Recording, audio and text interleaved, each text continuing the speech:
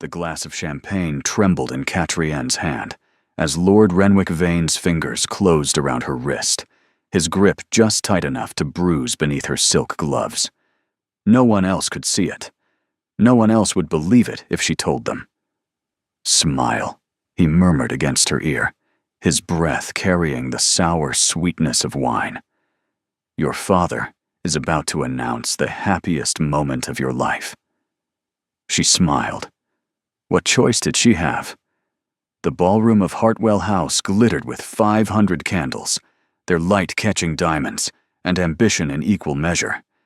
Every notable family in London had gathered for the Marchioness of Hartwell's summer ball, and every single one of them was about to witness Catrienne Fairholme become the property of the man beside her. Property. That's what she would be. Lord Vane had made that abundantly clear during their 3 private meetings, each one more frightening than the last. The first time, he'd simply studied her like a horse he was considering purchasing. The second time, he'd outlined his expectations for a wife: silent, obedient, and grateful. The third time, when she dared to voice an opinion, he'd grabbed her arm hard enough to leave marks that took a week to fade. And still, her father had signed the betrothal contract. Across the ballroom, she could see her mother dabbing at her eyes with performative joy. Her younger brother Brennan stood rigid beside their father, his jaw tight with an anger he couldn't express. He knew. He'd seen the bruises. But what could a 19-year-old boy do against 20,000 pounds of debt and a lord willing to pay it? "Ladies and gentlemen," her father's voice rang out, silencing the orchestra. Catrienne felt the room's attention swing toward them like a physical weight. "It is my profound honor to announce the betrothal of my daughter, Catrienne Fairholme, to Lord Renwick Vane of Carveth Manor." Applause scattered through the crowd. Polite, expected.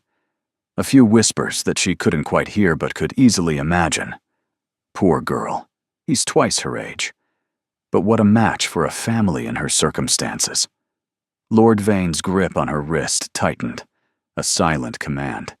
She raised her champagne glass, lips stretched into something that approximated happiness. This was it. In 6 weeks, she would be Lady Vane. In 6 weeks, no one would ever hear her scream. "I'm afraid there's been a misunderstanding." The voice cut through the applause like a blade through silk, deep and carrying a quiet authority that made the entire ballroom fall silent. Catrienne turned, along with everyone else, toward the speaker. He stood near the entrance, as if he'd only just arrived.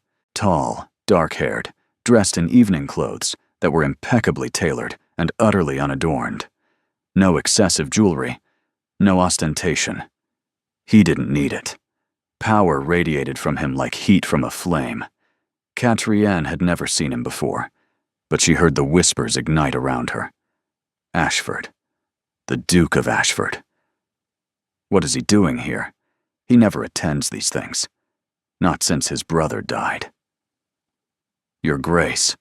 The Marchioness of Hartwell swept toward him with the desperate enthusiasm of a hostess who'd just landed the most elusive guest of the season. "What an honor. We didn't expect." "The misunderstanding," the Duke continued, ignoring her entirely, his gaze fixed on Catrienne with an intensity that made her breath still, "is that Miss Fairholme cannot be betrothed to Lord Vane." The silence that followed was absolute.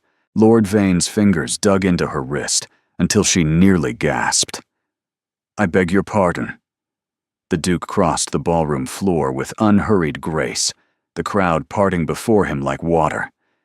He stopped 3 feet from where Catrienne stood, his eyes never leaving hers. "She cannot be betrothed to you," he said to Lord Vane, though he was still looking at her, "because she has already promised to me." The champagne glass slipped from Catrienne's nerveless fingers. She had never met this man. She'd never spoken to him. She had certainly never been promised to him. And yet he was standing in the middle of the most important social event of the season, claiming her as his own, and something in his eyes told her to play along. "What is the meaning of this?" Lord Vane's voice had gone dangerously soft. I have a signed contract. Contracts can be disputed. The Duke finally looked at Lord Vane, and the temperature in the room seemed to drop, especially when they involve a prior understanding, one that predates your arrangement. Catrienne's pulse raced against her ribs. What prior understanding? There was no prior understanding. This man was a complete stranger who had just detonated a bomb in the middle of her carefully orchestrated nightmare. And yet, he was offering her a way out. Miss Fairholme. The Duke extended his hand toward her. I believe we should speak privately. Don't you agree? Every rational thought in her mind screamed that this was madness. She didn't know him. She didn't know what he wanted. Trading one powerful man for another was hardly an escape. But Lord Vane's fingers were still bruising her wrist, and in 6 weeks she would belong to him completely. She pulled her hand free from Lord Vane's grip and placed it in the Duke's. The Duke led her through a side door and down a corridor lined with portraits of Hartwell ancestors who seemed to judge her with every step. His hand was warm around hers, his grip firm, but nothing like Lord Vane's crushing possession. He didn't speak until they reached a small study at the end of the hall, and even then he released her hand before turning to face her. You can breathe now, he said. He's not following. Catrienne sucked in air she hadn't realized she'd been holding. Her wrist throbbed beneath her glove. Her mind raced with 1,000 questions, but only one emerged. Who are you? Calen Ashford, Duke of Ashford. He said it simply, without the weight most titled men gave their names. And before you ask, no, we have never met. No, there is no prior understanding. And no, I don't make a habit of claiming strange women at social functions. Then why? Because I saw your face when Vane touched you. His gaze was steady, unreadable. I've seen that expression before. On my sister, 3 years ago, before she married a man much like him. She lasted 8 months before she threw herself from a window. The words hit Catrienne like ice water. I'm sorry, she whispered. So am I. He moved to the fireplace, staring into flames that weren't lit. I was too late to save her. I won't be too late again. You don't even know me. No. He turned back to face her. But I know Renwick Vane. I know what he did to his first wife, though it was never proven. I know he's been through 3 estates in 10 years because servants refused to stay in his employ. And I know that in 6 weeks, if nothing changes, you'll be legally his to do with as he pleases. Catrienne wrapped her arms around herself, though the room wasn't cold. My father owes him £20,000. The betrothal contract can be voided if another party satisfies the debt and demonstrates a prior claim. The Duke's voice was clinical, like a surgeon discussing an operation. That's what I did tonight. I claimed you, publicly, in front of 500 witnesses. Now all of London believes we have an understanding. But we don't. No, we don't. He met her eyes. Which brings me to my proposition. She stiffened. If you think I'll simply trade one cage for another, I think nothing of the sort. Something flickered across his face, annoyance perhaps, or respect. I have no interest in marriage, Miss Fairholme. Not to you, not to anyone. What I'm offering is a temporary arrangement, a performance. A performance, she repeated slowly. For the remainder of the season, you'll be my guest at Ashford House. We'll appear together at social events, allow society to assume a courtship is developing. Your family's debt will be quietly settled. Vane's claim will be invalidated. He paused.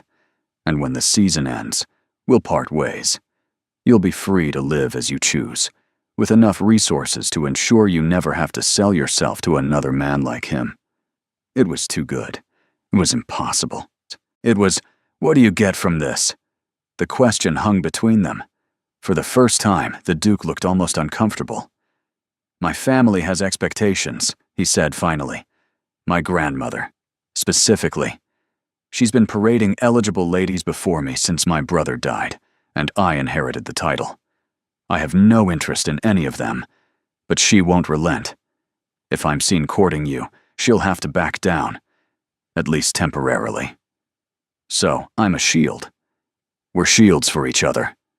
He stepped closer, his voice dropping. "You need protection from Vane. I need protection from well-meaning relatives who don't understand that I have no intention of continuing the family line.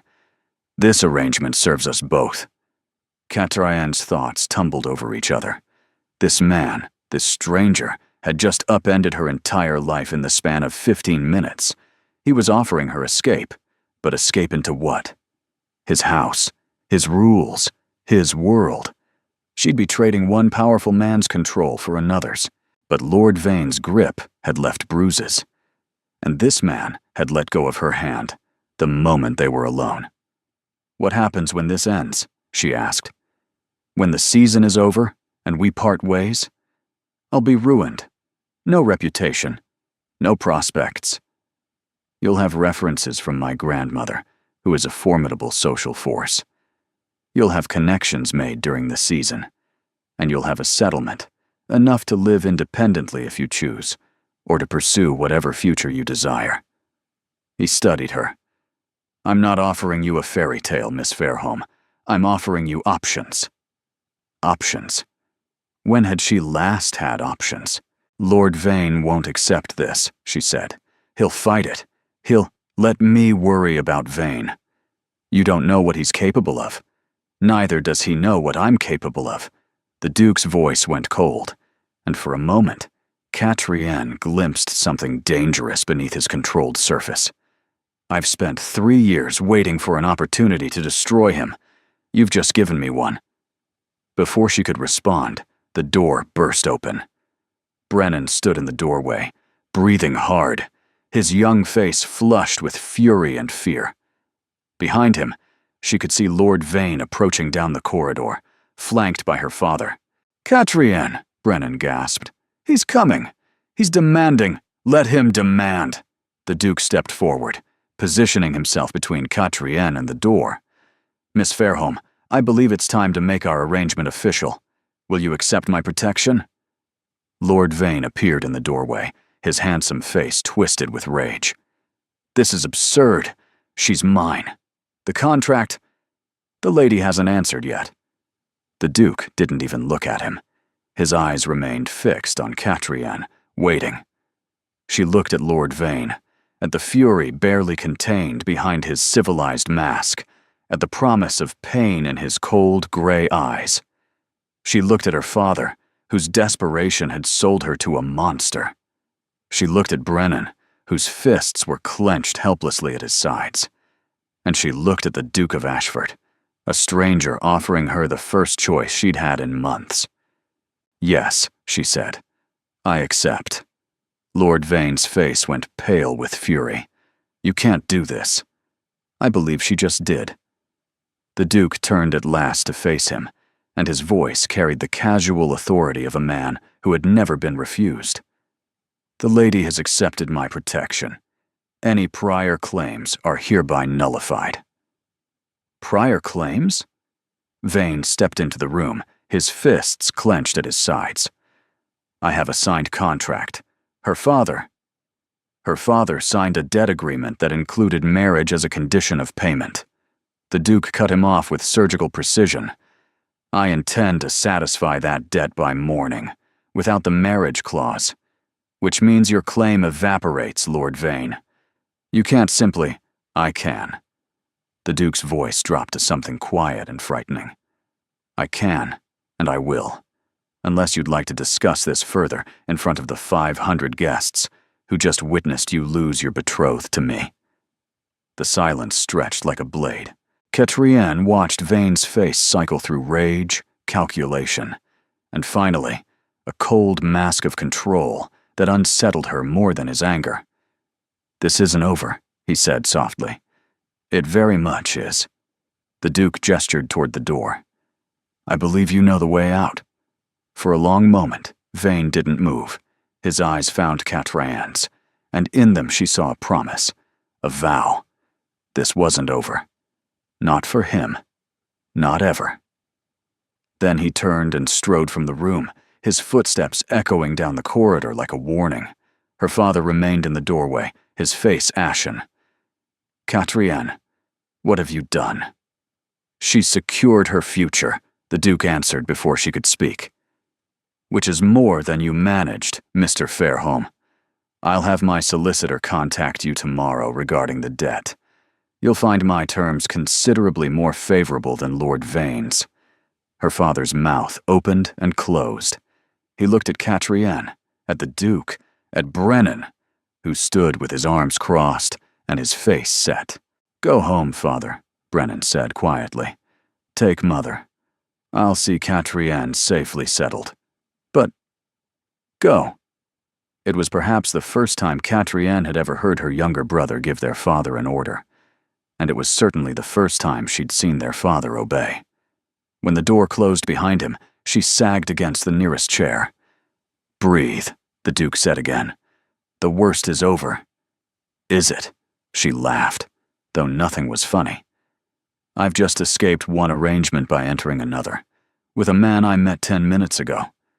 Which is why we need to establish terms." He moved to the desk, producing paper and pen as if he'd planned this all along. Perhaps he had. "You're not my prisoner, Miss Fairholme. You're my partner in this arrangement. That means you have a voice in how it proceeds." She stared at him. "You're serious?" "Entirely." He sat, pen poised. "Tell me what you require."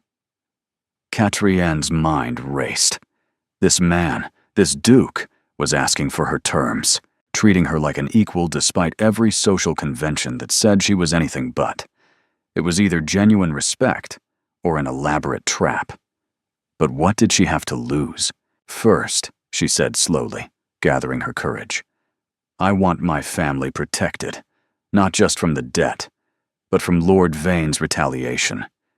He won't accept this quietly. Already planned, your family will have my protection for the duration of our arrangement and beyond. Vane won't dare move against anyone under my influence." She nodded, emboldened. "Second, I want to know everything. No secrets about what this arrangement truly involves, no surprises, no hidden expectations. If there's something you haven't told me, I want to hear it now." The Duke set down his pen. "Fair enough. Here's what you should know. My grandmother, the Dowager Duchess, will not welcome you. She has her own candidates in mind for my future wife, and you are not among them. She'll test you, possibly torment you. I'll mitigate what I can, but you should be prepared. I've survived worse than a disapproving grandmother." Something flickered in his eyes. Respect, perhaps. "I believe you have. What else?" "Third," she met his gaze directly, "when this ends, I walk away clean. No obligation to you, no debt of gratitude hanging over me, no expectation that I'll remain in your orbit. I want complete independence. You'll have it. And fourth," she hesitated, then pressed forward, "I need to know why. Truly. You said your sister died, that you wanted revenge on Vane. But there's more, isn't there? You're not doing this for pure altruism. What do you actually want?" The room went silent. The Duke rose from the desk and walked to the window, looking out at the darkened gardens below.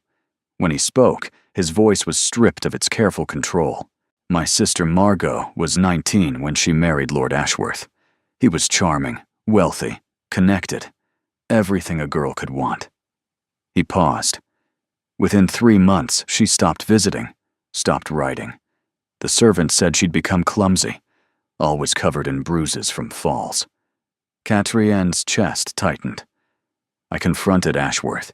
He laughed at me, told me a wife was property, and I should mind my own affairs." The Duke's voice hardened to steel. 2 months later, she was dead. They called it an accident, a fall from her bedroom window. But I saw her face the last time I visited. I know what despair looks like." He turned to face her. "I couldn't save her. I've lived with that for 3 years. When I saw you tonight, saw Vane's hand on you, saw that same expression in your eyes." He stopped, his jaw hardening. I won't watch it happen again. Not when I can prevent it. The silence between them felt different now. Heavier. More honest. So this is about redemption, she said quietly. Saving me because you couldn't save her. Perhaps. He held her gaze. Does that change your answer? Catrienne considered. He was using her, yes, but she was using him too. And his reasons, painful as they were, felt true. This wasn't a man seeking to control her. This was a man seeking to atone. No, she said finally. Doesn't change my answer. Then we have an agreement? She crossed to the desk, taking the pen he'd abandoned. We have an agreement. There's one more thing. Brennan stepped forward, his voice hard. If you hurt her, if this arrangement becomes another cage, I'll find a way to make you pay. Duke or not. Kaelin studied her brother with something that looked almost like approval. Noted.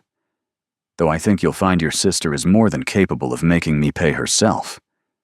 Catrienne signed her name beneath his, sealing a bargain built on trust rather than ink. Tomorrow morning, the Duke said, a carriage will arrive for you. Pack only what you need. The rest can be replaced. And tonight you return to the ball. We appear together. We let society see that this is real. He offered his arm. Can you manage that? She thought of Lord Vane somewhere in that ballroom, watching and waiting. She took the Duke's arm. Watch me. The carriage arrived at precisely 9 o'clock, as promised. Catrienne had spent the night sleepless, alternating between terror and something dangerously close to hope. She'd packed a single trunk with her most practical belongings, 2 day dresses, 1 evening gown, her mother's pearl earrings, and the small leather journal where she'd recorded every dark thought she couldn't speak aloud. Her mother had wept. Her father had refused to look at her. Only Brennan had embraced her at the door, whispering fiercely in her ear, "If he hurts you, send word. I'll find a way." Now she sat in the Duke's carriage, velvet cushions beneath her, watching London transform outside the window. The cramped streets of their modest neighborhood gave way to wider avenues, then to squares lined with pristine townhouses, and finally to a part of the city she'd only ever glimpsed from a distance. Ashford House rose before her like a palace from a fever dream. 4 stories of pale Portland stone, columns framing an entrance that could swallow her family's entire home. Windows gleamed in the morning light, each one larger than any she'd ever looked through. A circular drive swept toward marble steps, where footmen in midnight blue livery stood at attention. The carriage stopped. A footman opened the door. Catrienne didn't move. "Miss?" The footman's voice was carefully neutral. "We've arrived." She forced herself to breathe, to remember that she'd chosen this, that whatever waited inside was better than Lord Vane's cold gray eyes and crushing grip. She stepped out of the carriage. The entrance hall alone could have housed a ball. Black and white marble floors stretched toward a grand staircase that curved upward like a promise. Portraits of Ashford ancestors lined the walls, their painted eyes following her with aristocratic assessment. Fresh flowers, hothouse roses in crystal vases, perfumed the air with sweetness that felt almost aggressive. Miss Fairholme. A woman's voice, warm but professional. "Welcome to Ashford House." The speaker descended the staircase with measured grace.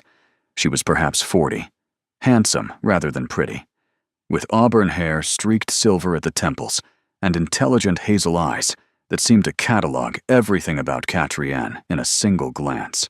"I'm Mrs. Thornwood, the housekeeper. His Grace asked me to see you settled." She gestured toward the stairs. "If you'll follow me." They climbed past the first floor, which Mrs. Thornwood identified as containing the formal reception rooms, and the second floor, which held the family's private apartments. Catrienne's rooms were on the 3rd floor, in what Mrs. Thornwood called the guest wing. "The Sapphire Suite," the housekeeper announced, opening a set of double doors. His Grace thought you might find it comfortable. Comfortable was an absurd understatement. The sitting room was larger than her family's entire ground floor, decorated in shades of deep blue and cream that reminded her of summer skies over water. Silk curtains framed windows overlooking a private garden. A writing desk stood near one window, already stocked with paper and ink. Bookshelves lined one wall, filled with leather-bound volumes. Beyond the sitting room, she glimpsed a bedroom dominated by a four-poster bed draped in midnight velvet, a dressing room, a private bathing chamber with a copper tub that gleamed in the light. His Grace has arranged for a lady's maid to attend you, Mrs. Thornwood continued. Her name is Pippa. She should arrive shortly with tea and refreshments. This is too much, Catriane heard herself say. Mrs. Thornwood's expression softened almost imperceptibly. His Grace was quite specific. He said you were to have every comfort, and that you were to be treated as an honored guest of the family. She paused. He also said you might feel overwhelmed, and that I should remind you that you're free to explore the house and grounds as you wish. You're not a prisoner here, Miss Fairholme. The words hit harder than they should have. Thank you, Catriane managed. Mrs. Thornwood nodded and departed, leaving her alone in the most beautiful room she'd ever occupied. She crossed to the window and looked down at the garden. Roses climbed trellises. A fountain sparkled in the center of a circular lawn. Gravel paths wound between hedges, trimmed to geometric perfection. It was lovely. It was luxurious. It was utterly foreign. A knock at the door made her jump. Miss Fairholme? A young voice, nervous but cheerful. I'm Pippa. Mrs. Thornwood sent me up with tea. Catriane opened the door to find a girl of perhaps 17, freckled and bright-eyed, carrying a tray laden with tea service and an assortment of pastries that would have fed her family for a week. Come in, Catriane said, stepping aside. Pippa bustled past her, setting the tray on a table near the fireplace with practiced efficiency. I've been assigned as your lady's maid, miss. I know I'm young, but I'm ever so good with hair. And Mrs. Thornwood says I have steady hands for buttons and laces. She glanced up, suddenly uncertain. That is, if you'll have me. There was something vulnerable in the girl's expression, something that reminded Catriane of herself years ago, before Lord Vane's shadow had fallen across her life. I'd be glad to have you, Pippa. The girl's face lit up. Oh, wonderful. I've laid out a day dress for you. His Grace had several delivered this morning from Madame Rochelle's. I hope the sizes are right. There's to be a fitting this afternoon for more, but he wanted you to have something proper immediately. Proper. As if her own clothes were improper. As if everything about her old life was something to be corrected. Catriane pushed down the flicker of resentment. He was helping her. This was kindness, not criticism. Wasn't it? Miss? Pippa was watching her with concern. Are you all right? Yes. Yes, I'm fine. She summoned a smile. Just adjusting. It's all rather much. I imagine it is. Pippa poured tea with surprising grace. When I first came to Ashford House, I cried every night for a week. Everything was so grand, so perfect. I kept waiting for someone to realize I didn't belong and toss me out. What changed? I stopped waiting. Pippa handed her a cup. Eventually, I realized no one was coming to toss me anywhere. So I decided to belong anyway. Simple advice, perhaps the best she'd received.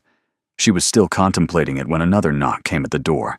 This one sharper, more imperious. Pippa's face went pale. That'll be her Grace, she whispered. The Dowager Duchess. Mrs. Thornwood said she'd want to see you. So soon? She never waits, miss. Pippa was already moving toward the door. She says waiting is for people without power. The door opened before Pippa could reach it, and Catriane found herself face to face with the woman who could destroy everything. The Dowager Duchess of Ashford did not enter a room. She claimed it. She was tall, silver-haired, dressed in widow's black that somehow managed to look more elegant than any colored silk. Her eyes were the same piercing blue as her grandson's, but colder, sharper, like chips of winter ice, set in a face that had forgotten how to smile. She looked at Catriona the way Lord Vane had looked at horses. "Leave us," she said to Pippa, who fled without a backward glance. The door clicked shut. Silence stretched between them, heavy as velvet. "So," the Dowager said at last, "you're the girl who's entangled my grandson in scandal." "Your Grace." Catriona curtsied, grateful for years of her mother's instruction. "I apologize for the circumstances of our meeting." "Do you?" The Dowager moved further into the room, examining it as if checking for dust. "I rather think you're delighted with the circumstances. A nobody from nowhere, suddenly installed in one of the finest houses in London. What a remarkable stroke of fortune." "Fortune had nothing to do with it." "No?" The older woman turned to face her fully. "Then enlighten me. What possessed my grandson to publicly claim a girl he's never met? What hold do you have over him?" "None." Catriona kept her voice steady despite her racing pulse. "His Grace acted on his own initiative. I was as surprised as anyone." "I doubt that very much." The Dowager sat, uninvited, in the finest chair, arranging her skirts with practiced precision. "I've made inquiries. Your father owes £20,000 to Lord Vane. Your family is barely clinging to respectability. And now, miraculously, you've escaped a betrothal to a wealthy lord by catching the attention of a duke." Her smile was thin as a blade. "One might almost call it convenient. One might almost call it survival." The words escaped before Catriona could stop them. She saw the Dowager's eyes narrow and pressed on, knowing silence would damn her more than honesty. "Lord Vane is not what he appears. Beneath the charm, beneath the wealth, there's something cruel, something dangerous. I have bruises fading on my wrist that prove it." She pushed up her sleeve slightly, revealing the yellowing marks where Vane's fingers had gripped. "Your grandson saw what others ignored. He offered me protection. I accepted. That's the sum of it." The Dowager studied the bruises with an expression Catriona couldn't read. "And what do you intend to do with this protection?" she asked quietly. "Secure a title? Trap my grandson into marriage? Use his guilt over his dead sister to manipulate him into—" "He told you about his sister?" "Kaelin tells me nothing, but I have eyes." The Dowager's voice hardened. "I watched him destroy himself after Margot died. 3 years of rage and grief and reckless accusations against her husband that nearly ruined our family's reputation. I will not watch him destroy himself again, chasing redemption through some girl who reminds him of his failures. I'm not asking him to save me. Aren't you?" The Dowager leaned forward. "You're living in his house, wearing clothes he purchased, protected by his name. How is that not asking to be saved?" "Because I intend to save myself." Catriona felt her own anger rising now, burning away the fear. "This arrangement is temporary. When the season ends, I'll leave with references and resources to build my own life. I have no designs on your grandson's title, his fortune, or his heart. I want only to escape a monster, and he offered me the means to do so. If that makes me a fortune hunter in your eyes, so be it. I've been called worse." The silence that followed felt different. Charged. The Dowager's expression shifted through something too complex to name. "You have spine," she said finally. "I'll grant you that. I've had to develop it." "Evidently." The Dowager rose, moving toward the window.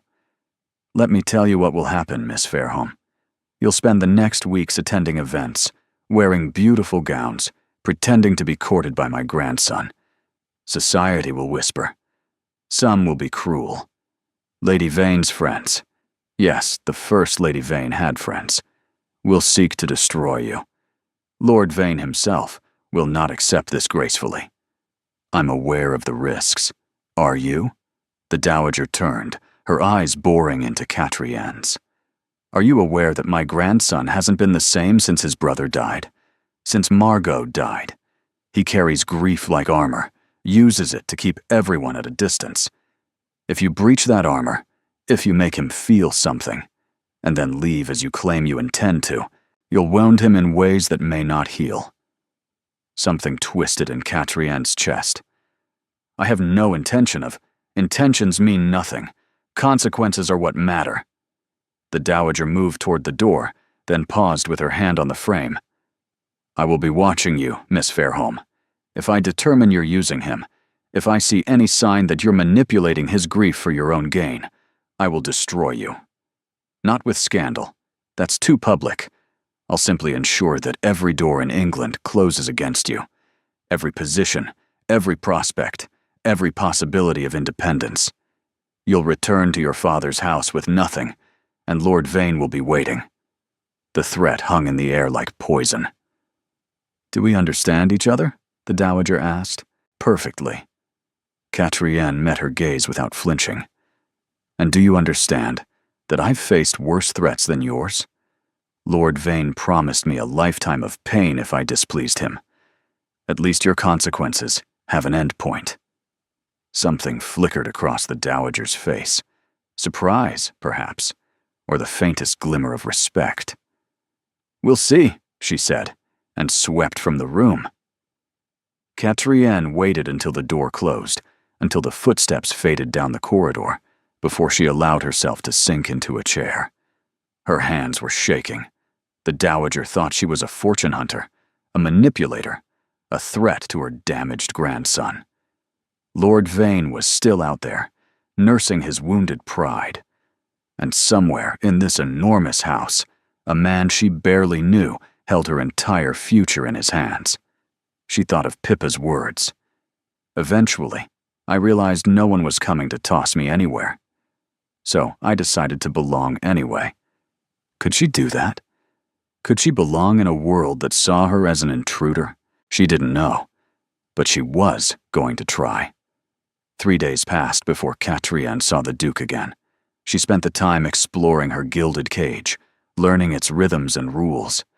Breakfast was served at 8 in a morning room flooded with light. Luncheon appeared in her sitting room if she didn't venture downstairs. Dinner was formal, served in a dining room that could seat 40, though she ate alone more often than not. The Dowager took her meals in her own apartments. The Duke, according to Mrs. Thornwood, was occupied with estate business and parliamentary duties. He rose before dawn and worked until midnight, barely pausing for food that was sent to his study. He's always like this, Pippa confided, while arranging Catriane's hair on the third evening. Mrs. Thornwood says he got worse after the old Duke died. That's his brother.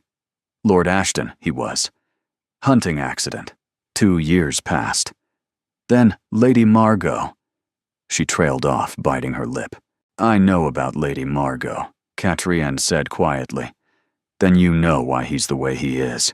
Pippa's hand stilled. All that loss, it changes a person. Catriane thought of her father, how he'd retreated into silence after his business collapsed. Loss did change a person. But did it have to change them forever? That night, unable to sleep, she ventured downstairs. The house was different after midnight, quieter, emptier, the grandeur softened by shadows. She'd discovered the library on her second day, a cavernous room spanning 2 floors, connected by a spiral staircase, filled with more books than she'd seen in her entire life. During daylight, servants moved through constantly, and she'd felt watched. But now, in the small hours, she could explore freely. She was climbing the spiral staircase, reaching for a volume on the upper gallery, when a voice from below made her freeze. You couldn't sleep either. Catriane turned to find the Duke standing in the doorway, still dressed in evening clothes, though his cravat was loosened, his dark hair disheveled, as if he'd been running his hands through it. Your Grace. She descended the stairs quickly. I apologize. I didn't realize anyone. This is your home for the season. You don't need to apologize for using it. He moved into the room, and she noticed the shadows beneath his eyes, the tension in his shoulders. Though I'm curious what draws you to the library at 2 in the morning. I could ask you the same. Fair point. He crossed to a cabinet near the fireplace, withdrawing a decanter and 2 glasses. Brandy? I don't usually. Neither do I. Usually. He poured 2 measures anyway and held one out to her. But unusual circumstances call for unusual remedies. She accepted the glass, feeling the warmth of the brandy even before she tasted it. They stood in silence for a moment, the fire crackling between them. My grandmother visited you, he said. It wasn't a question. She did. And she threatened to destroy you if you hurt me. Catrienne blinked. How did you? Because that's what she does. Something that might have been affection colored his voice. She's protective in her way. Frightening, but protective. I hope she wasn't too vicious. She was exactly as vicious as she needed to be. Catrienne sipped the brandy, let it burn down her throat. She loves you, that's clear. She's simply afraid I'm another threat. And are you? The question was quiet, serious, stripped of the careful formality he'd maintained until now. In the firelight, he looked younger, more vulnerable, less a duke, and more a man carrying burdens too heavy for one person. I don't know what I am, she answered honestly. A week ago, I was about to become Lord Vane's property. Now I'm living in a palace, drinking brandy with a duke at 2 in the morning, and wondering when I'll wake up back in my old life. This isn't a dream. Sometimes it feels like one. Sometimes it feels like a nightmare. He set down his glass and moved to the fire, staring into the flames. Can I ask you something? You've earned that right. The night we met, at the Hartwell ball, what would you have done if I hadn't intervened? She considered lying, offering something noble about acceptance or duty, but he'd been honest with her, painfully so. He deserved the same. I had a plan, she said quietly. The night before my wedding, I was going to take the laudanum my mother keeps for headaches. All of it. Just go to sleep and not wake up. The silence that followed was absolute. I couldn't face it, she continued, the words spilling out now that she'd started. The idea of belonging to him, of having no escape, no end. Death seemed kinder. So I was going to choose it. When she finally looked at the Duke, his face had gone pale. Catrienne, he said, and it was the first time he'd used her given name. I didn't. I knew it was bad.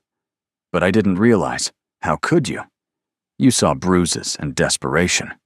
You couldn't have known the rest. She finished her brandy, set down the glass. But that's why I accepted your offer so quickly. It wasn't calculation or fortune hunting. It was survival. You offered me a reason to live. He crossed the distance between them in 3 strides, stopping just close enough that she could feel the warmth radiating from him. Then live, he said fiercely. Not for me, not because of what I offered, but because you deserve to. Whatever happens after this season, whatever choices you make, live. Air vanished from her lungs as tears threatened to fall. Why does it matter so much to you? Because I couldn't save my sister. Because I saw the same darkness in your eyes that I saw in hers. Too late. Because he stopped, his face tightening. Because some part of me died when Margot died, and watching you survive what she couldn't might be the only thing that brings it back. They stood there, 2 damaged people in a firelit library, separated by class and circumstance, but bound by something neither could name. I'm sorry, Catrienne whispered. About your sister, about your brother, about all of it. I'm sorry too. His voice was rough. For the life you should have had. For the choices that were taken from you. For every moment you spent believing death was preferable to your future. She reached out slowly and touched his hand. He didn't pull away. Perhaps, she said softly, we can stop being sorry and start being something else instead. Something else? Allies, partners, people who choose to survive together, even when surviving seems impossible. His fingers curled around hers, warm and solid and real. "I think," he said, "I'd like that very much." They stayed in the library until dawn crept through the windows, talking about books and losses and the small moments that made life bearable. When they finally parted at the foot of the stairs, Catrienne felt something she hadn't felt in years. Hope. Dangerous, fragile, and undeniable. And she wasn't sure if it would save her or destroy her. The Thornbury Ball was the event of the season, and everyone who mattered would be watching. Catrienne stood before the full-length mirror in her dressing room, barely recognizing the woman who stared back. Madame Rochelle had outdone herself with the gown, deep burgundy silk that caught the light like liquid wine, cut daringly low across the shoulders, fitted through the bodice before cascading into a skirt that whispered with every movement. Her dark hair was swept up in an elaborate arrangement of curls, threaded with tiny garnets that sparkled like drops of blood. She looked powerful. She looked beautiful. She looked like someone who belonged. "His Grace is waiting in the entrance hall," Pippa announced, unable to hide her excitement. "Oh, miss, you're going to steal every eye in the room." "That's precisely what I'm afraid of." She descended the staircase to find Caelan waiting, dressed in formal black evening clothes that made him look like something carved from shadow and moonlight. His eyes tracked her approach with an intensity that made her lungs seize. "You look—" He paused, seeming to search for words. "Formidable." She laughed despite her nerves. "Is that a compliment?" "The highest I can offer." He extended his arm. "Are you ready to face the wolves?" "No. But let's do it anyway." The carriage ride was brief, but Caelan used it to prepare her. Lady Thornbury is a gossip, but not malicious. Her husband is harmless, mostly interested in his hunting dogs. The Sinclair twins will try to befriend you. Let them. They're useful allies. Avoid Lady Pemberton. She was close to the First Lady Vane, and will likely be hostile. And Lord Vane himself? Caelan's face hardened. He'll be there. He wouldn't miss the opportunity to watch you fail. What if I don't fail? Then we'll have exceeded his expectations. His hand found hers in the darkness of the carriage. Whatever happens tonight, remember, you're not alone. The Thornbury mansion blazed with light, carriages queuing down the street to deposit their glittering passengers. When their carriage reached the entrance, Catrienne heard the footman announce them with barely concealed interest. "His Grace, the Duke of Ashford, Miss Catrienne Fairholme." Every head turned. The whispers began immediately, a rustling tide of curiosity and judgment that followed them as they descended into the ballroom. Catrienne kept her chin high, her hand steady on Caelan's arm, her expression serene despite the thundering of her pulse. "You belong here," she told herself. "You decided to belong." Ashford, a portly gentleman with magnificent whiskers, approached, beaming. "Haven't seen you at one of these things in ages. And who is this lovely creature?" "Lord Thornbury, may I present Miss Catrienne Fairholme. Miss Fairholme, our host, the Viscount Thornbury." "Charmed, charmed." Lord Thornbury seized her hand and pumped it enthusiastically. "Heard all about you, my dear. Quite the romantic story, what? Ashford swooping in to rescue you from that dreadful Vane business. Very gallant. Very gallant indeed." "His Grace is nothing if not gallant," Catrienne murmured, and saw Caelan's lips twitch. They moved through the crowd, Caelan making introductions with the ease of someone who'd been navigating these waters since birth. Some faces were friendly. The Sinclair twins, golden-haired and mischievous, immediately adopted her as their new favorite person. Others were cold. Lady Pemberton looked through her as if she were invisible, while her companions whispered behind their fans. Then the crowd parted, and Lord Renwick Vane stepped into their path. He was smiling. That was the worst part. That charming, handsome smile that had fooled everyone, that had nearly destroyed her. "Your Grace." He bowed to Caelan, then turned that smile on Catrienne. "Miss Fairholme, How delightful to see you again. I trust you're enjoying your stay at Ashford House." "Very much." She was proud of how steady her voice sounded. "The accommodations are exceptional." "I imagine they are, though I confess I find myself curious about the nature of your arrangement." His eyes glittered with malice poorly concealed. "Society has such interesting theories." "Society usually does." Kaelin's voice was ice. "Was there something you wanted, Vane?" "Merely to offer my congratulations, and to remind Miss Fairholme that debts, once incurred, have a way of coming due." He bowed again. "Enjoy the evening." He vanished into the crowd, leaving poison in his wake. "Don't let him see you shake," Kaelin murmured. "That's what he wants." "I'm not shaking." It was almost true. "I'm plotting." "Plotting what?" "Haven't decided yet. But it will be devastating." Something warm flickered in his eyes. Surprise, perhaps, or admiration. Before he could respond, the orchestra began a waltz, and he offered his hand. "Dance with me?" She took his hand, and he led her onto the floor. Dancing with Kaelin was nothing like the stiff, formal instruction she'd received as a girl. He moved with fluid grace, guiding her through turns and sweeps until she stopped thinking about steps entirely and simply moved with him. "They're watching," she said. "Let them." "What do they see?" "A woman who refused to break.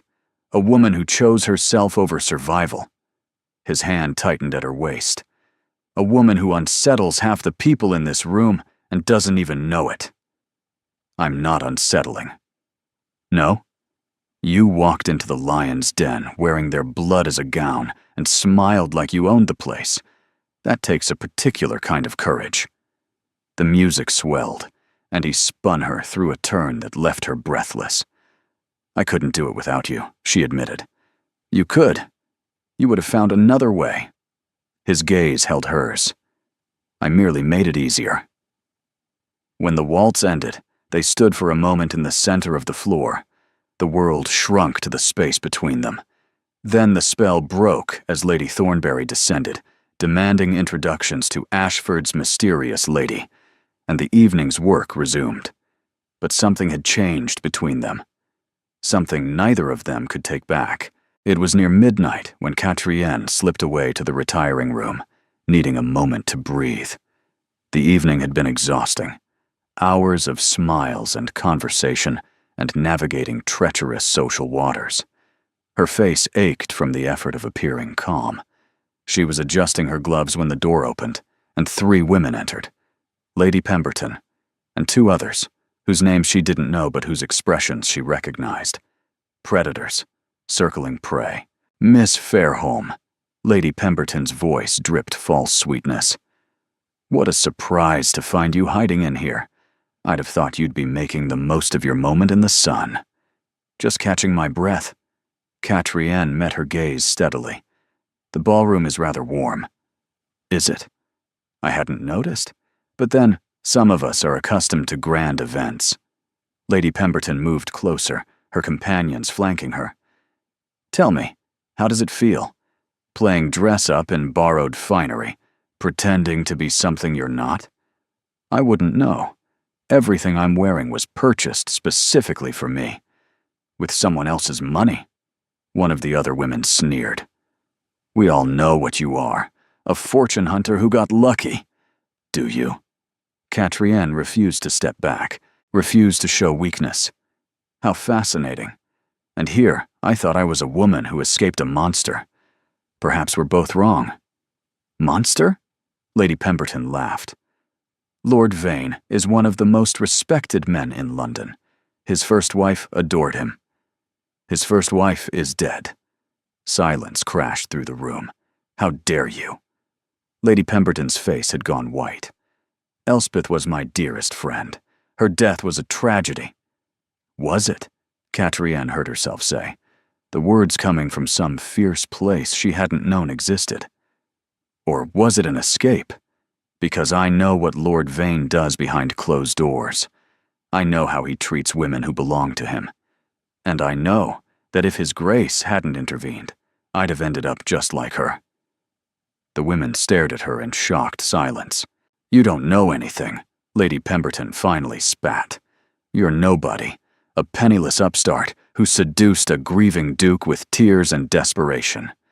When he tires of you, and he will tire of you, you'll crawl back to wherever you came from, and no one will remember your name." She swept from the room, her companions following. Catrienne stood alone, her pulse racing, her hands trembling now that no one could see. She had made an enemy tonight, a powerful one. But she had also found something she hadn't known she possessed, a voice, and she wasn't going to silence it again. 3 days after the Thornbury ball, Lord Vane made his move. Catrienne was in the morning room, reviewing correspondence with Mrs. Thornwood, when Pippa burst through the door, white-faced and trembling. "Miss, there's a man at the servants' entrance. He says your brother has been taken." The world stopped. "What do you mean, taken?" He wouldn't say more, just that you should come, alone, or else— Pippa's voice broke. Or else something terrible would happen to him. Catrienne was moving before she'd made a conscious decision, pushing past Pippa, racing through corridors she barely knew toward the servants' wing. Her mind screamed that this was a trap, that she should find Kaelin, that she shouldn't face this alone. But Brennan's face floated before her eyes, her brother, who'd tried to protect her, who'd stood against their father, who'd sworn to find a way if she needed him. She couldn't let him pay for her escape. The man waiting at the servants' entrance was rough-looking, dressed like a laborer, with eyes that held no sympathy. "Miss Fairholme? Where is my brother?" "Somewhere safe, for now." He held out a folded paper. "Lord Vane sends his regards. You'll find instructions inside." She snatched the paper from his hand and tore it open. "My dear Miss Fairholme, your brother was apprehended this morning, attempting to investigate matters that do not concern him. Specifically, matters relating to my late wife. His curiosity is admirable, but misguided. I propose an exchange. Your brother's freedom for your return to our original arrangement. Present yourself at the address below by sunset tomorrow, alone, and he will be released unharmed. Fail to appear, and I cannot be responsible for what happens to young men who meddle in affairs beyond their understanding. I trust you'll make the sensible choice. Your devoted servant, R. Vane." The paper crumpled in her fist. "Tell your master," she said, her voice shaking with fury, "that if he harms one hair on my brother's head, I will destroy him. I will spend every moment of my life ensuring his ruin. I will—" "Miss Fairholme."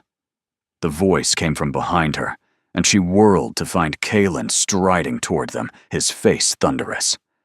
"Step away from my guest." The messenger's nerve broke. He fled into the street without a backward glance. "What happened?" Kaelin reached her, taking her shoulders in his hands. "Pippa came screaming that you'd run off. What's wrong?" Silently, she handed him the letter.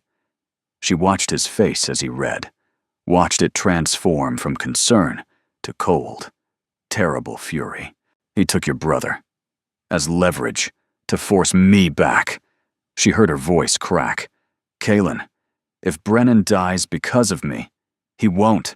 Kaelin's grip on her shoulders tightened. "I swear to you, Catrienne, he won't. You can't promise that. Vane is dangerous. He's already killed one wife. And he'll answer for it. For all of it." Kaelin released her, already moving toward the main house. "I know people. People who can find your brother within hours. Vane thinks he's untouchable because no one's ever had the resources to challenge him. He's wrong. But the letter says I have to go alone. If he finds out I told you, he won't find out anything except that he's made a fatal error." Kaelin stopped, turning back to face her. "Do you trust me?" The question hung between them.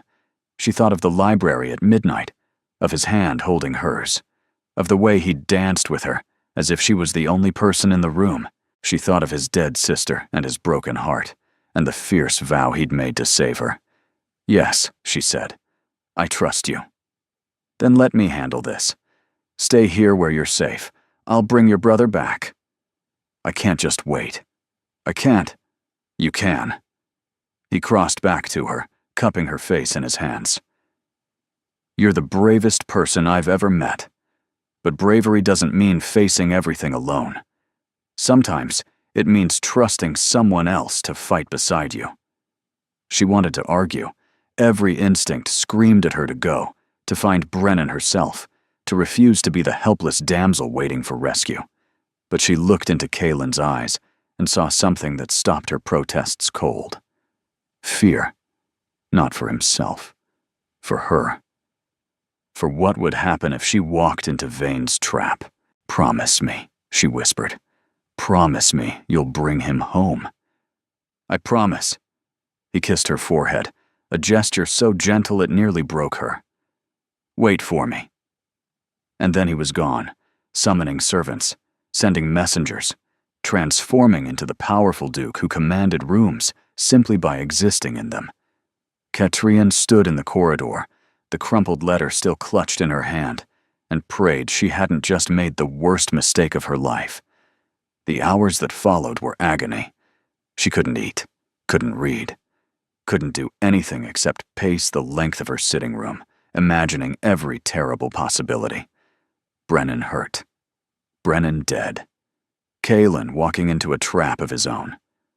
The Dowager found her near evening, still pacing, still spiraling. Sit down before you wear a hole in my carpet. I can't. I can't just. You can, and you will. The Dowager's voice brooked no argument. She guided Katrien to a chair with surprising gentleness. My grandson knows what he's doing. He spent 3 years building connections, gathering information, waiting for the right moment to move against Vane. This isn't reckless heroics. This is strategy. Vane has my brother. And Kaylin has resources Vane can't imagine. The Dowager sat across from her, her severe face softened by something almost like compassion. Did you know he hired investigators after Margot died? Spent a fortune gathering evidence of Vane's cruelty. Testimonies from former servants, medical records, financial irregularities. He couldn't use it without proof that would stand up in court, but he's been waiting. Watching. Why didn't he tell me? Because he didn't want to give you false hope. The Dowager's eyes held hers. And because he's been afraid to care about anything since his sister died. Caring means vulnerability. Vulnerability means the possibility of loss. But he does care. Yes. The word was quiet, weighted, which unsettles him more than Vane ever could. They sat in silence as the sun set outside the windows, painting the sky in shades of fire. Then, footsteps in the corridor. Running footsteps. Katrien was at the door before the Dowager could move. Kaylin stood in the hallway, disheveled, exhausted, and triumphant. And behind him, Brennan! She flew into her brother's arms, sobbing, laughing, and holding him so tightly she could feel his heart beating against hers. I'm all right, he kept saying. Kat, I'm all right. He found me. The Duke found me. She pulled back to examine him, searching for injuries. His lip was split, and a bruise was darkening on his cheekbone, but his eyes were clear, alive, whole. Vane's men had him in a warehouse near the docks, Kaylin said. We got there before... He stopped, his jaw tight. We got there in time. And Vane? Fled before we could seize him. His men are in custody, but Vane himself has disappeared. Something dark crossed his face. He won't stay hidden for long. Katrien stared at him. He escaped. For now. But we have his accomplices. We have testimony. And we have something else. Kaylin stepped closer, his voice dropping. One of his men was carrying documents. Evidence that could destroy him completely. It's only a matter of time now. She didn't think, didn't weigh consequences or propriety or anything, except the overwhelming wave of gratitude and something deeper, something unnameable. She threw her arms around him. He stiffened for just a moment. Then his arms came around her, holding her close, his face buried in her hair. Thank you, she whispered. Thank you, thank you, thank you. Always, he breathed back. For you, always. Behind them, Brennan and the Dowager exchanged a look of profound understanding. Everything had changed tonight. Nothing could undo it. In the days that followed, Catrian learned what it meant to feel safe. Brennan stayed at Ashford House while the hunt for Vane continued, occupying a guest room near the library and spending hours in conversation with Kaelin about everything from horses to politics. The Dowager pronounced him surprisingly tolerable for a young man without title or fortune, which Brennan took as high praise. And Catrian found herself falling. Not dramatically, not all at once. It happened in small moments. The way Kaelin looked at her across the breakfast table, a private smile playing at his lips. The way he saved books he thought she'd like, leaving them on her writing desk with notes in his precise handwriting. The way he asked her opinions and actually listened to her answers, as if what she thought mattered. One evening, a week after Brennan's rescue, she found him in the library again. He was standing at the window, staring at the darkened garden, a glass of brandy untouched in his hand. "You're thinking about her," Catrian said softly. "Margot." He didn't turn. "How did you know?" "Because you get that look. Distant. Hollow." She crossed to stand beside him. "You can talk about her, if you want. I'd like to know her." Silence stretched between them. Then slowly, he began to speak.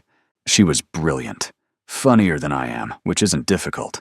She had this laugh that could fill a room, make everyone in it feel like they were part of something wonderful. His voice was raw, stripped of its usual control. When she married Ashworth, I thought she'd found her happiness. He seemed so devoted, so perfect. I didn't see what was underneath until it was too late.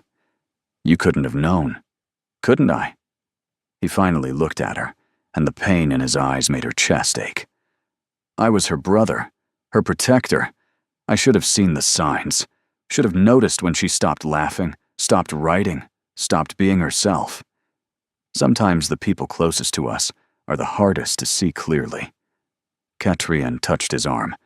That's not failure. That's love. Love. He said the word like it was foreign, like he'd forgotten its shape. I've spent 3 years avoiding that word, avoiding everything it implies. Because of what happened to her, because of what happened to me. He set down his glass, turning to face her fully. When Margot died, something inside me closed. I told myself it was safer that way. Caring leads to loss. Loss leads to destruction. Better to feel nothing than to feel everything and be crushed by it. Is that what you believe? It's what I believed. His eyes searched hers. Until I watched you walk into the Hartwell ballroom, wearing terror like a mask, and knew I couldn't stand by again. Until I spent 3 days away from you, and felt like I couldn't breathe. Until I held you in that corridor and realized— He stopped, his face tight with emotion. "Realized what?" she whispered. "That I was already lost." His hand came up to cup her face, his touch gentle as rainfall. "Catrian, I've tried to convince myself this is strategy, protection, obligation. But it isn't. It hasn't been for weeks." Her blood rushed in her ears. "What is it then?" "You already know the answer." She did know. She'd been fighting the same battle, building the same walls, telling herself the same lies. "This wasn't supposed to happen," she said. "The arrangement." "Damn the arrangement." His voice roughened. "I don't want an arrangement. I don't want a performance or a partnership or any other word that keeps us safely distant from the truth. What do you want?" "You." The word was simple, devastating, and absolute. "I want you. Not as a guest or a project or a woman I saved. As yourself. As everything you are." She should be sensible. Should remind him of the obstacles, the differences in their stations, the Dowager's warnings, and the impossibility of a happy ending. Instead, she rose on her toes and kissed him. His response was immediate, arms wrapping around her, pulling her close, mouth opening against hers, with a hunger that matched her own. This wasn't the careful, controlled Duke of Ashford. This was Kaelin, raw and real, and wanting her with an intensity that stole her breath. When they finally parted, foreheads pressed together, both breathing hard, she felt tears sliding down her cheeks. "I'm afraid," she admitted. "So am I. This could destroy us both." "It could." His thumb brushed away her tears. "But I'm more frightened of living without trying, of watching you walk away at the end of the season and spending the rest of my life wondering what might have been. Your grandmother will adjust. Society can burn for all I care. Kaelin, tell me to stop." His eyes burned into hers. "Tell me you don't feel this, and I'll never speak of it again. We'll finish the season as planned.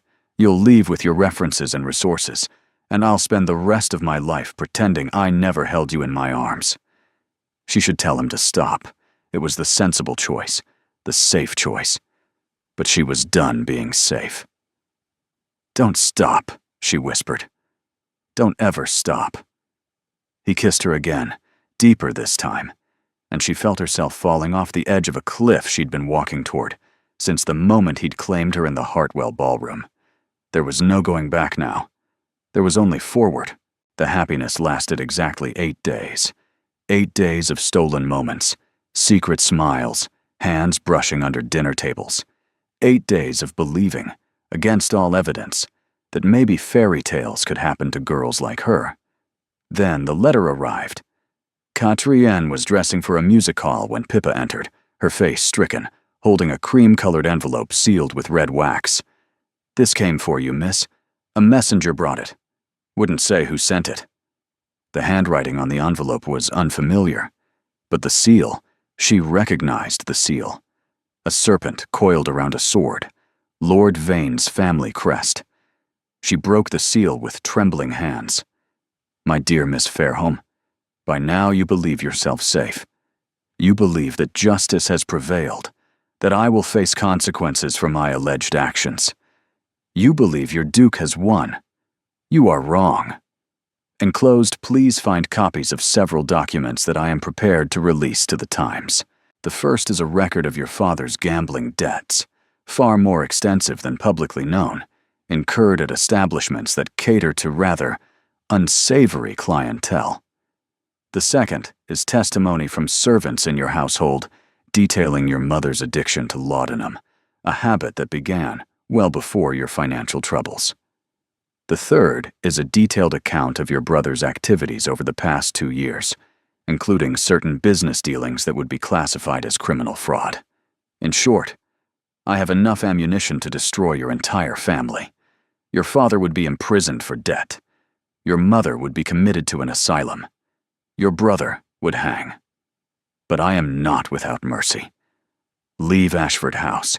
End your association with the Duke.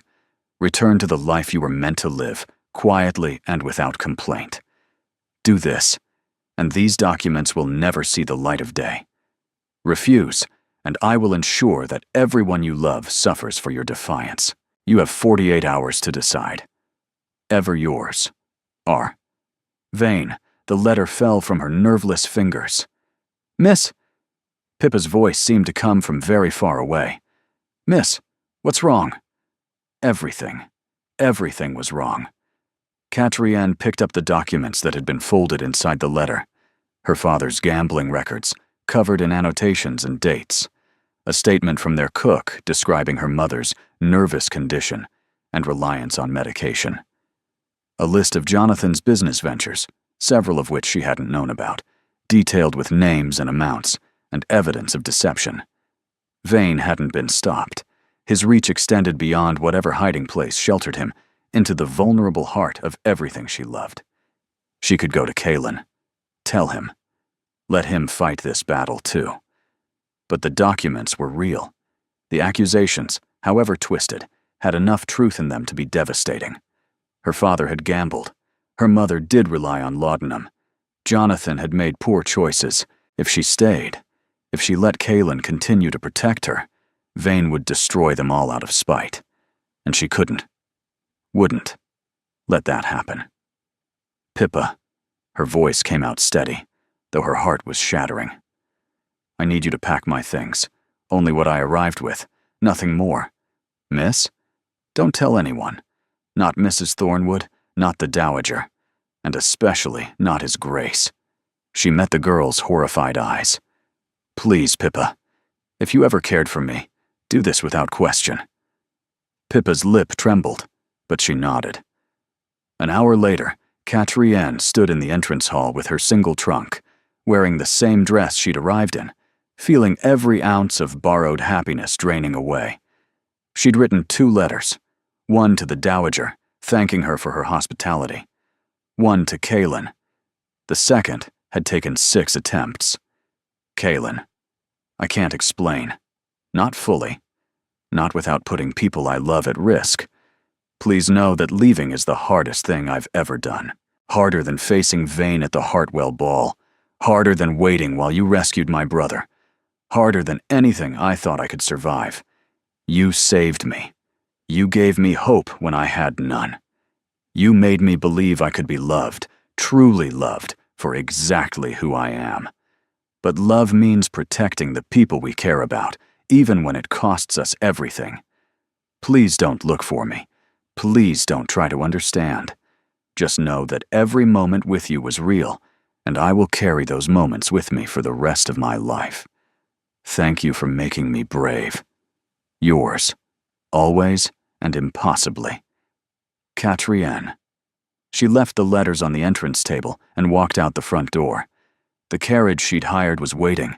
She didn't look back. The journey home felt like traveling backward through time. Each mile stripped away another layer of the person she'd become at Ashford House. By the time the carriage stopped in front of her family's modest home, she was simply Catrienne Fairholme again, penniless, powerless, alone. Her mother met her at the door with tears and confusion. Catrienne, what's happened? We thought, the Duke. It's over. She couldn't manage more than that. Please, Mother, just let me rest.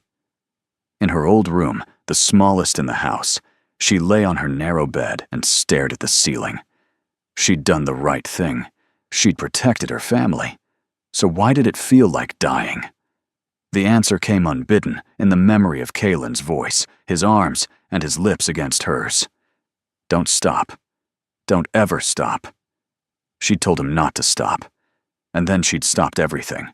Her tears came silently, soaking into a pillow that smelled nothing like cedar or sandalwood or the library at midnight.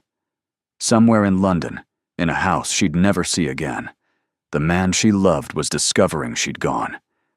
And there was nothing at all she could do about it. 2 days of numbness. 2 days of her mother's worried looks and her father's confused silence and Brennan's furious pacing. He threatened you, Brennan said on the second morning. Vane, that's why you left. I can't discuss it. You don't have to. I can read between the lines. His young face was set with determination. I'm going back to London. I'll find the Duke, explain. No, Catrienne gripped his arm. You can't. If Vane even suspects I've told anyone, then what? We just let him win? We survive. The word tasted like ash. That's all that matters. But surviving, she was discovering, wasn't the same as living. On the 3rd day, a carriage appeared outside their door. Not just any carriage. A carriage emblazoned with a familiar crest, pulled by matched black horses, driven by a coachman in midnight blue livery. Ashford. Catrienne watched from her narrow window, her heart lurching, as the carriage door opened and a figure emerged. Not Kaylin. The Dowager Duchess. She descended with the regal bearing of a queen visiting occupied territory, surveyed the modest house with an expression of profound distaste, and marched toward the door.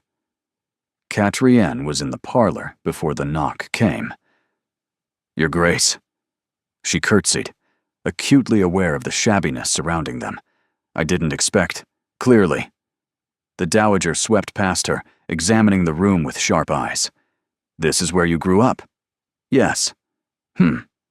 She settled into the best chair, which creaked ominously under her. My grandson has been insufferable since you left. Worse than after Margot died. He's locked himself in his study, refused food, threatened to dismiss anyone who mentions your name. I'm sorry.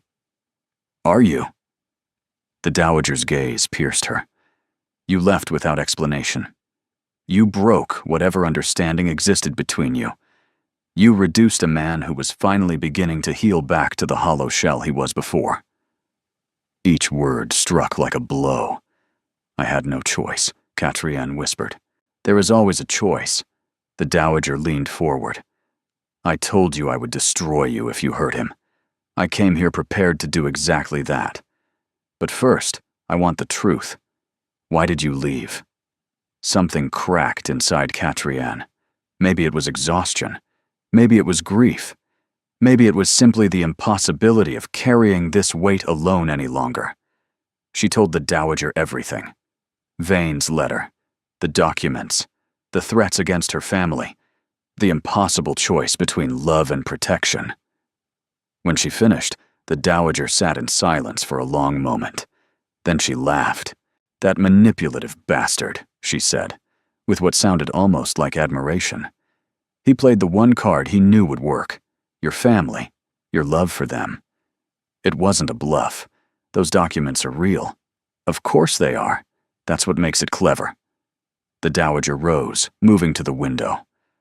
What Lord Vane failed to consider, however, is that I have documents of my own. Evidence I've been gathering for 20 years. Testimony from servants, from business associates, from women he's harmed.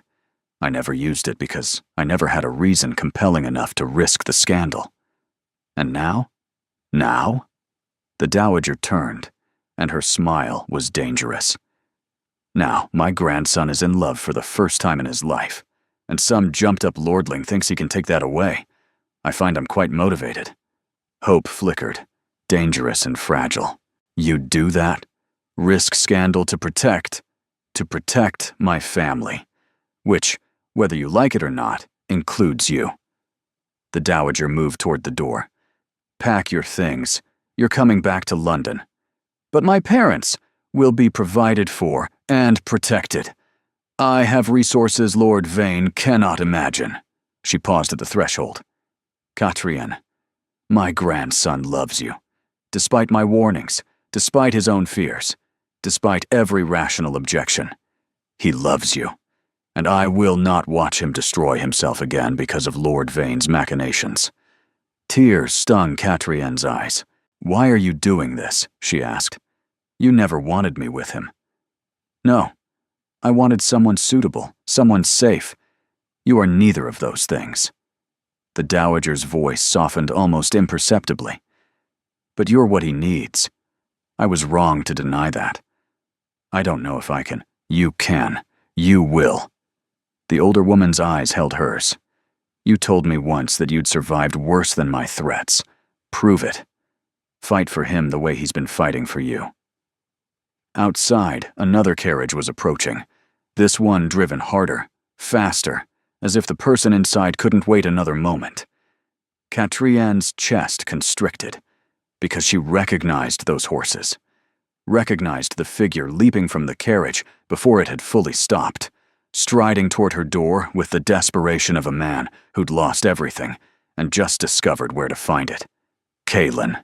He looked terrible. That was her first thought. Dark circles under his eyes, face shadowed with stubble, clothes wrinkled as if he'd been wearing them for days. Nothing like the polished duke she'd met at the Hartwell ball. He looked like a man who'd been to hell. Catrienne. Her name was a prayer on his lips. Cailan. She didn't get to finish. He crossed the distance between them in 3 strides, pulling her into his arms, holding her so tightly she could barely breathe. Don't ever, he said into her hair, his voice breaking. Don't ever disappear like that again. When I read your letter, I thought I'd lost you forever. I'm sorry. She was crying now, couldn't stop. I'm so sorry. Vane threatened my family. He had documents, I couldn't. I know. My grandmother told me everything. He pulled back to look at her face, his hands cupping her cheeks. She sent word the moment she arrived here. I nearly killed my horses getting here. You shouldn't have come. If Vane finds out, Vane is finished. Something cold and satisfied flickered in his eyes. While my grandmother was traveling here, I was in London with a magistrate. The evidence we had, combined with the testimony we gathered after your brother's kidnapping, was enough to issue a warrant. Lord Renwick Vane was arrested this morning on charges of kidnapping, assault, and conspiracy to commit murder. His assets have been frozen. His allies have abandoned him. He will die in prison. The world tilted. Murder? His first wife. It's taken 3 years, but we finally found proof. Kaylin's face set with resolve. A letter she wrote to her sister, describing what he'd done to her, asking for help. The sister kept it hidden all these years, too afraid to come forward. But when she heard about you, about what almost happened, she found her courage. Catrienne's legs gave out. Kaylin caught her, lowering them both to sit on the worn parlor sofa, keeping her in his arms. It's over, he said softly. He can't hurt you anymore. Can't hurt anyone. The documents he threatened to release, my father's debts, my mother's, were gathered through illegal means and obtained by extortion. Any newspaper that published them would face prosecution. His hand stroked her hair. Your family is safe. I promise you, they are safe. She pulled back to look at him, really look, seeing the exhaustion beneath the determination, the fear beneath the strength. You did all this in 3 days? I would have torn down the walls of Parliament if that's what it took. His eyes burned into hers. When I found your letter, when I realized you'd gone, I understood something. All my life, I've been afraid of loss, afraid of caring, afraid of what loving someone could cost me. I lost my brother. I lost Margot. I told myself I'd never survive losing someone again. Kaylin, let me finish. He took her hands in his. When you left, I realized I'd already lost you, and it destroyed me. More than my brother's death, more than Margot's, because I'd had you, truly had you, and let fear steal you away. It wasn't fear that made me leave. It was love. I know. You left to protect your family. But Catrienne, he pressed his forehead to hers. Don't you understand? You are my family now. You and Brennan and your impossible parents, and everyone you care about. Protecting you means protecting them. That's not a burden. That's a privilege. The tears came harder now. I don't deserve. You deserve everything. He kissed her forehead, her cheeks, and the corner of her mouth, each touch reverent and achingly gentle. You deserve happiness and safety, and a life free from fear. You deserve to be loved without condition or limitation. And if you'll let me, I'll spend the rest of my life proving it. Kaylin, what are you saying? He pulled back, and his eyes were clearer than she'd ever seen them. I'm saying I love you, Catrienne Fairholm. Not because you need saving. Not because you remind me of Margot. Not because of arrangement or obligation. I love you because you're fierce and brave and kind. Because you make me want to be present instead of hiding. Because when I'm with you, I remember why life is worth living. He reached into his pocket and withdrew a small velvet box.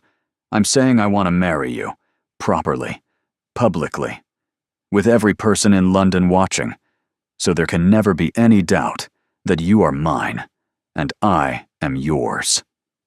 He opened the box. Inside was a ring, not a diamond, but a deep blue sapphire surrounded by tiny pearls. Simple, elegant, unexpected.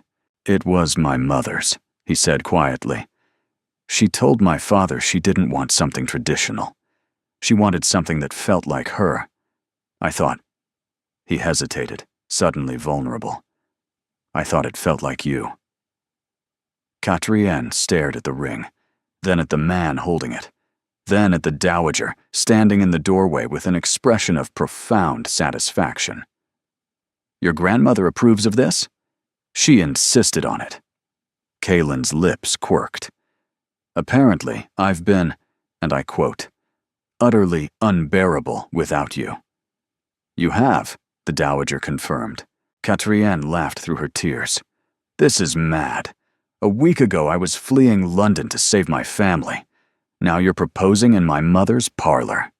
Is that a no? That's a... She stopped, looking at his face, at the hope and fear and love written there so clearly. That's a yes, 1,000 times yes. He kissed her, deep and passionate and full of promise, while the Dowager diplomatically turned away, and somewhere in the house, Brennan let out a whoop of triumph. When they finally broke apart, Kaelin slid the ring onto her finger. Perfect fit, he murmured. Of course it is. Catrienne smiled, wider than she'd ever smiled in her life. It was made for me. They called it the wedding of the decade, though Catrienne suspected scandal of the decade was closer to society's true opinion.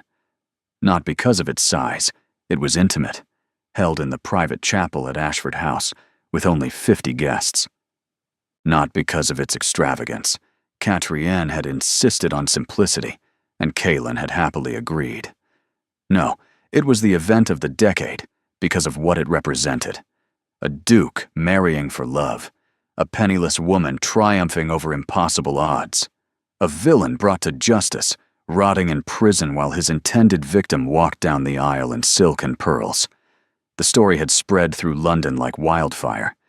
Every newspaper carried accounts of Lord Vane's arrest, of the evidence that had finally brought him down, of the brave young woman who had escaped his clutches with the help of a duke who'd lost his own sister to similar cruelty. Public opinion, always fickle, had swung firmly in Catrienne's favor. She was no longer a fortune hunter or a nobody. She was a heroine. And today, she would become a duchess.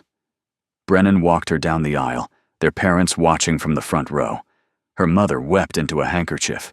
Her father sat straighter than she'd seen him in years, something like pride finally showing in his face. But Catrienne saw only Kaelin. He waited at the altar in wedding clothes, his dark hair swept back, his gaze fixed on her with an intensity that made her forget how to breathe. When she reached him, and Brennan placed her hand in his, she felt the tremor in his fingers. Nervous, she whispered. Terrified, he admitted. You? Absolutely not.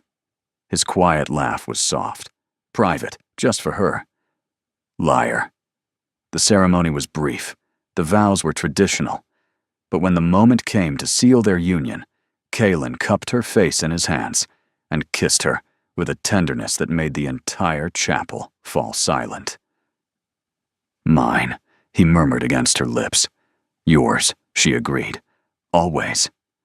They emerged into sunlight, into a shower of rose petals, into the cheers of servants who'd gathered to witness this moment.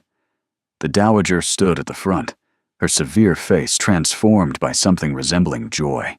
You've done well, she told Catrienne as they passed, for a merchant's daughter. High praise, Catrienne returned, for an intimidating old woman. The Dowager's laughter followed them into the waiting carriage. The wedding breakfast was lavish, the toasts were warm, and by evening, Catrienne found herself in the same sapphire suite where she'd begun her journey. But everything had changed. Duchess of Ashford, she said, testing the title on her tongue. It sounds ridiculous. It sounds perfect. Kaelin came up behind her, wrapping his arms around her waist, as they looked out at the moonlit garden. You sound perfect. Flatterer. Truth-teller. He kissed her neck. Though I admit, I do have ulterior motives. She turned in his arms, sliding her hands up his chest. Oh? What sort of motives? The sort that require considerably less clothing. She laughed, bright and free. Your Grace, that is highly improper. We're married now. Nothing is improper. He kissed her again, and she let herself sink into it, into him, without reservation or fear. This was real. This was hers. This was forever. And it was only the beginning. 1 year later, the garden at Ashford House was in full bloom, roses climbing trellises, lavender scenting the air, sunlight dappling through the leaves of ancient oaks. Catrienne sat on a stone bench, her hand resting on the swell of her stomach, watching her husband teach Brennan the finer points of fencing on the lawn below. "Your form is atrocious," Kaelin was saying. "You drop your shoulder every time you lunge." "Perhaps my teacher is inadequate," Brennan returned, grinning.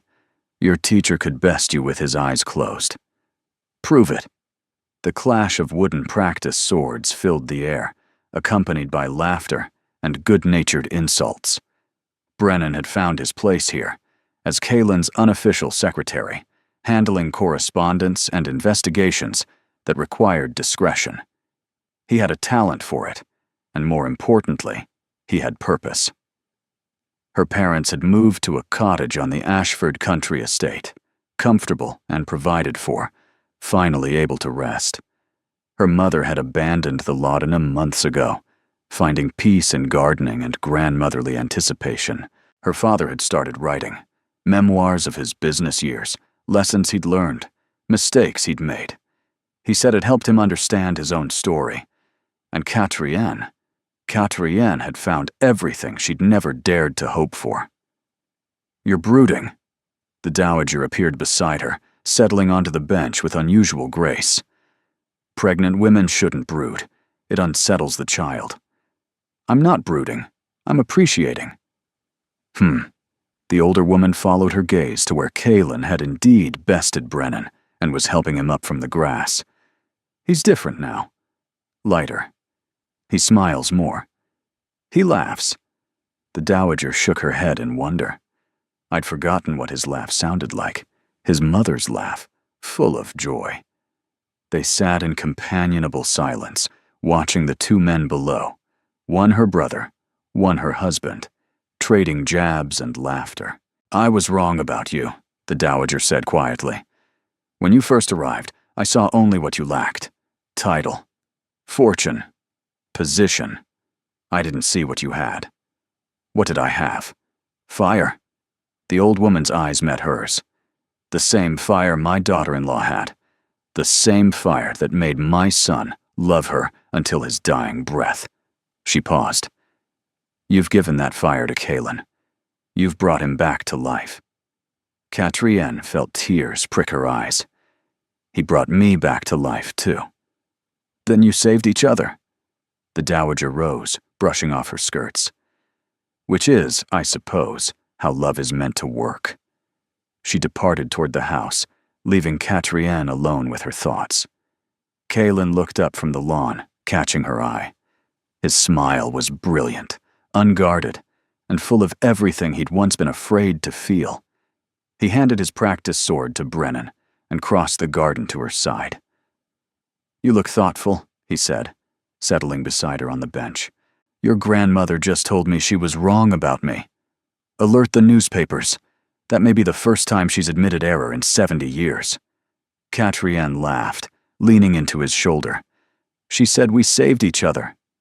"Did she?" He pressed a kiss to her hair. "Wise woman." "I thought she was an intimidating old woman." "She can be both." They sat together as the afternoon softened toward evening, his hand covering hers over her stomach, feeling the flutter of new life beneath their palms. "Scared?" he asked. "Utterly," she admitted. "Good. That means you understand how important it is." He turned her face toward his. "But we'll figure it out. Together. The way we've figured out everything else. Even the impossibilities. Especially those." His kiss was gentle, full of promise. "After all, we specialize in impossibilities." She thought of a ballroom months ago, of a monster's grip on her wrist, of a stranger's voice cutting through the crowd. "The misunderstanding is that Miss Fairholme cannot be betrothed to Lord Vane, because she is already promised to me. He'd claimed her to save her. She'd stayed because he'd saved himself. And now, together, they would build a life neither had dared to imagine, full of laughter and tears and children and love, stretching forward into a future bright with possibility. The merchant's daughter and her duke, the impossible, made real. Thank you for being here. You are the reason these stories exist, because you believe in love that chooses courage over convenience, in characters who fight for happiness despite the odds, in endings that feel earned and true. Your presence makes this space warm and welcoming, and I'm grateful for every moment you spend with these characters. Do you have a favorite line or scene? Your engagement helps me understand what moves you, what keeps you listening, and what kinds of stories to create next. Consider subscribing if you'd like more romances with emotional depth and genuine character growth. Thank you for being here. You make this community what it is.